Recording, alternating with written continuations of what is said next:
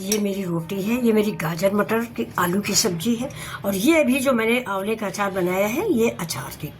तो ये रेसिपी आपको कैसी लगी और दोस्तों ये थाली आपको कैसी लगी। अब इसके साथ ही साथ ये देखिए, ये मेरी गाजर है, ये और ये खीरा है, ये गाजर है, सॉरी दोस्तों फ्रेंड्स प्लीज़। ये देखिए, ये रोटी है और गाजर है और खीरा है, ये गाजर मटर आलू की सब्जी है, ये मेरी ब्रोकली की सब्जी है, और ये बिल्कुल इंस्टेंट बना हुआ आंवले का अचार। तो चलिए, आपको कैसी लग रही मेरी ये थाली? अगर अच्छी लग रही तो प्लीज़ लाइक शेयर सब्सक्राइब करें। तो ये देखिए, ये मेरी थाली रेडी है।